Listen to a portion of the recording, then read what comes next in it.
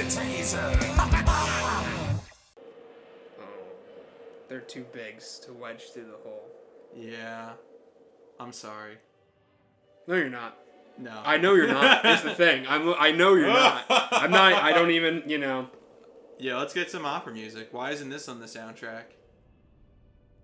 Speaking of bits of music in games that aren't on soundtracks. Right. You know what really upsets me? There's a beginning of... Maybe, is it not on the soundtrack because it's an actual opera? I don't know, maybe Nobuo Uematsu composed an actual opera. Well, I'm not saying... Right, it's not one he right. composed or whatever. But I would imagine, my first guess is that the reason that's not on the soundtrack is because it's not a Final Fantasy VII song. Yeah. Yeah, I was going to say, at the beginning of... Do you remember the episode Speak Like a Child from Cowboy Bebop, where they go underground? In the beginning of that episode, Faye is at a horse race. Right. And there is a version of the song Adieu sung by a man. And I've never found this on a Cowboy Bebop soundtrack. Interesting. And it is upsetting me because it sounds like a really good version of the song. Right. But... It's too so bad. anyway... So... It's too bad about Biggs and Wedge. It's too late to apologize. And Jesse. But how did too Marlene... Oh, yeah, because Marlene is... Oh. What the fuck? Sorry. Well, anyway. Oh, yeah, Marlene's at Omara's house. That's right. That's right. That's right. See, I didn't even need you to answer the question. You just needed me to sing Sweet Nothings into your ear. Exactly. That's exactly what I needed you to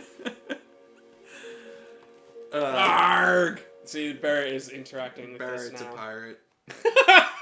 But he has a hand patch instead of an eye patch. Hand patch. Just stop. You're embarrassing us. I'm gonna make noises out of my arm. So, is he just spinning up the gun or is he shooting? I think the intention is that he's shooting. Yeah. He's very liberal with those bullets. Apparently, ammunition is not a problem for the revolution. No. Well, I mean, the other thing is, why wouldn't you mention that a little? I guess he is freaking out. But, the other thing is, JRPGs, I mean, especially since the tech isn't all there. Yeah, look at these news. You should do single quotes when you do a direct quote within a direct quote. Yeah, you definitely should. Fucking translators. The translation in this game, I guess we really haven't talked about it, but it's I really... You mentioned earlier that it was a little questionable. It's so bad. It's... I wasn't playing this last night to try and catch us up, and that's the other timeline. No, it was timeline A, yes, and I was trying to work out some of the like what was actually happening in a scene, and it's difficult with this translation. Yeah, and if there's any actual reason other than, oh okay, yeah. I guess it is. Yeah. If there's any actual reason to do a Final Fantasy VII HD, whatever the fuck, it would be to give this game a fucking actual script. You know? Oh, yeah. In the same way that they gave Tactics a real actual script. Yeah, no, absolutely. War of the Lions is a completely beautiful version of that game. Oh my god. Compared to the original. The original, not to say that even the original is bad, it's just incomprehensible. Yeah. Anyway. Little money. That game is silly. That game is maximum silly. It's very fun, though. It is. I'm not sure about me. Why bring this up now? Don't worry, Cloud's not confused about his feelings. No. He knows completely what's going on. Yeah, exactly. Oh yeah, I don't even know who she is. Who the fuck took my daughter? Yeah. Wait a second. How come Don Corneo's town survived this? I guess it's not in the... Well, Sector 6 is in... Right, right. Okay, never mind. Yeah. Are you trying to suggest there's some sort of spatial correspondence between these things?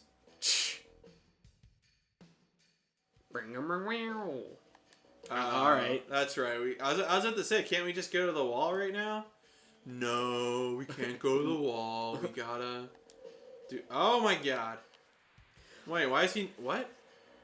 Did they talk about the Ancients before? Oh, that's Sephiroth. He's flashbacking to Nibelheim. Yeah. But did he hear Aris mention the Ancients, or is he just having... No, Sang did, though. Okay. Earlier, yeah. Okay. Or maybe Reno did earlier. I don't remember. Yeah, but someone did. He's gonna go ancient name dropping. Right. Haha, giant house. I'm just gonna big shot it. Because you want to be a... We probably already made that joke. We've probably made that joke like 9 times.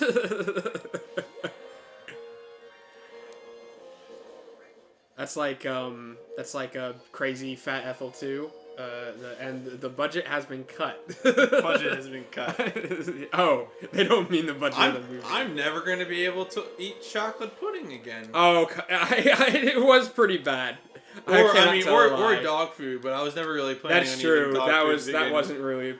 I just think now I associate dog food with being annoyed. We'll include a link to. That Best of the Worst. That's Best of the Worst by Red Letter Media. God, some people don't like Best of the Worst. Which boggles my mind. They're wrong. Best of the Worst might be the best Red Letter Media show. I don't. Yeah, it's really might hard. Be. I don't know. Because I love Half in the Bag. I'm now starting to.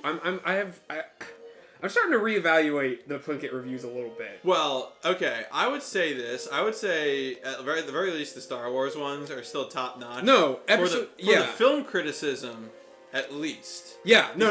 Humor's kind of weird sometimes. Well, I've always been critical of some of the more questionable stuff in those reviews, but I just mean like how do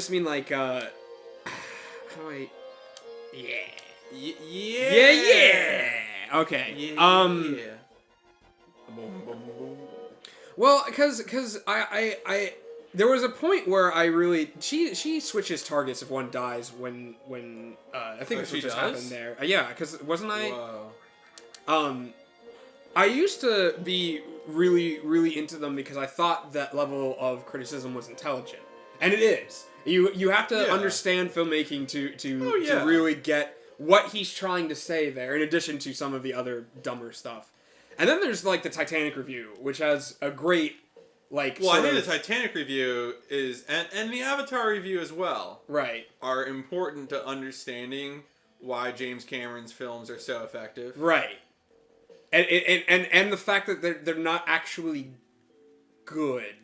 No, but not good in a literal. Yeah, they're good at what they do. Right. But they're not good in like in like a meaningful contribution to the arts. Right. Sort of way. Which is nothing against. Okay. Mr. Jim. Oh yeah, that's right. Whatever.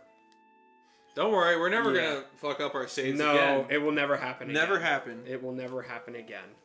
Can't happen. Oh God. Dun, dun, dun. All right, back to talking about this game. That's what I have to say. You ruined everything. This is literally I'm sorry. my favorite track in the game. Did I just belch over Harris's? You did. You should have. If you're gonna belch ever, why would it be here? Why wouldn't it be the other time they use this version? I hope that we could get you to burp during that. Look. Like, I'm gonna have some beers for that scene, and I'm gonna try real hard that, like, when Cloud sets you down in the water, just a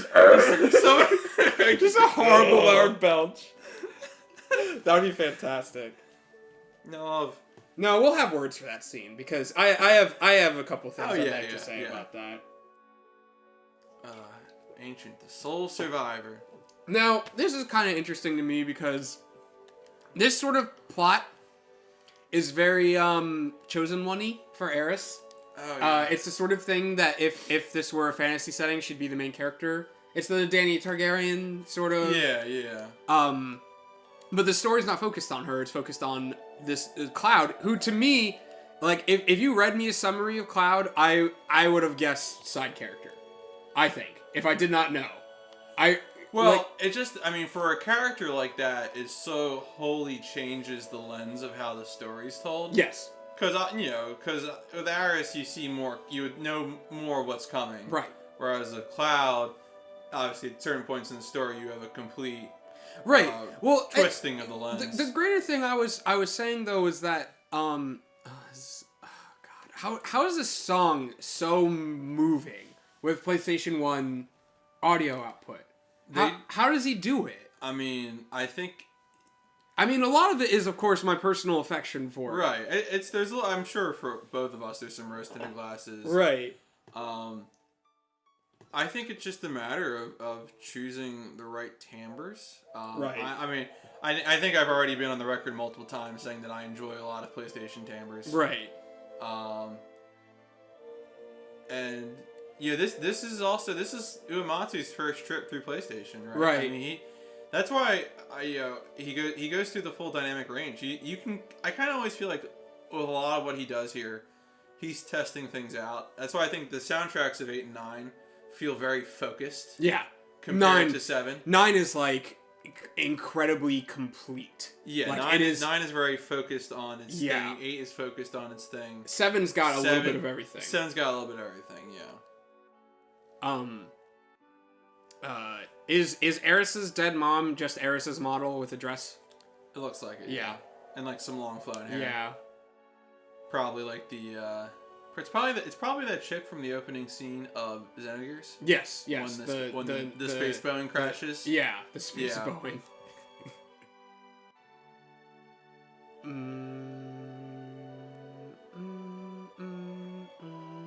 Already returned. Yeah, this would be fucking weird shit to hear as a. It would be a little strange. It'll be unusual. Actually, you know what this kind of reminds me of? Right now, I am reading Stranger in a Strange Land. Oh, cool.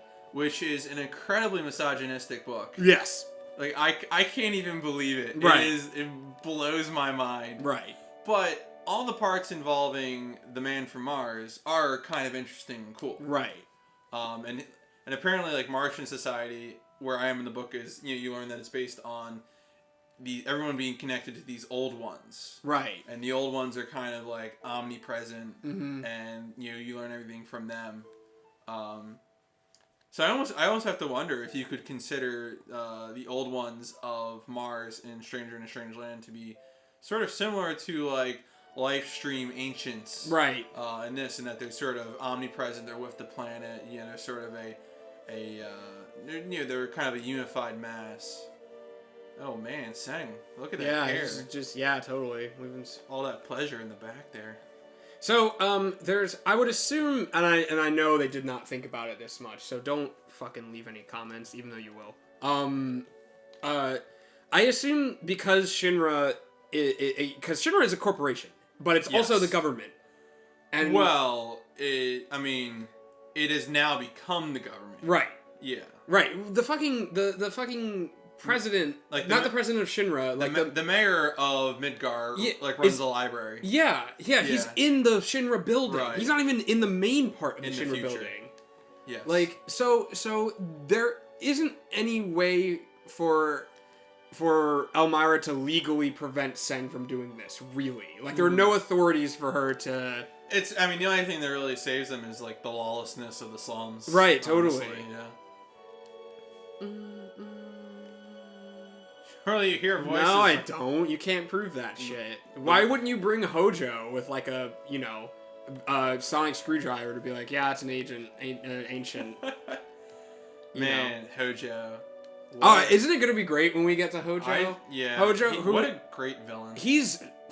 I would compare him a lot to Albedo in deliciousness. Like he's so fucked up. Like and Albedo redeems himself later, and Hojo in no way redeems himself. Hojo just goes right off the fucking edge. There's no bringing back Hojo. No, he returns in Dirge of Cerberus. He turns out to be the main villain of Dirge of Cerberus. Yeah, I'm just gonna pull my shirt over my head and exit. I don't even know if they can hear, the mic can hear me through my shirt. I really don't think so. I just want you to know that I got this shirt on around my head because I don't want to see the world anymore. That is actually true. Is that really a thing?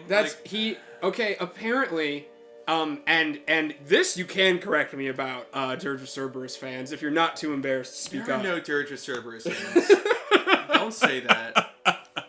But apparently, Hojo downloaded some of his personality into one of his computers.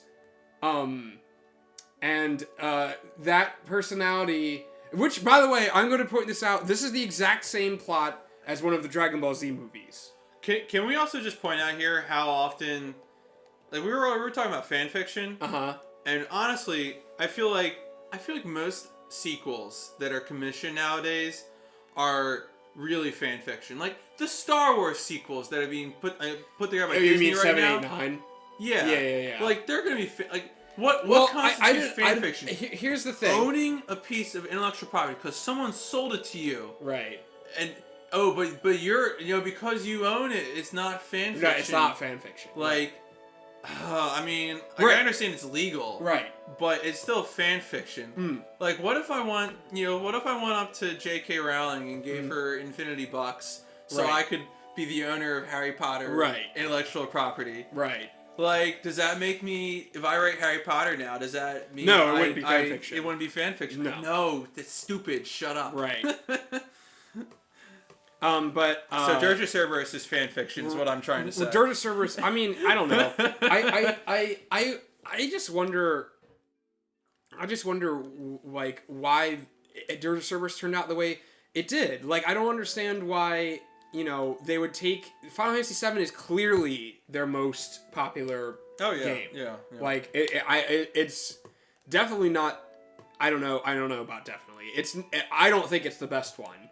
I mean, best is not... Best is subjective. Right. I mean, it's also not relevant to your point, which you're trying to make, which is that this is the most popular game. Right. This is Erish she's talking about, right? I don't know. I don't know. Remember, because we're trying to get Tifa. Right. I want to be canon. Oh, right. You're so stupid. I'm stupid. I know that feeling. Claymore Mines. Snake. Claymore Mines. So sorry. Yeah. That was awesome. Do I just leave now?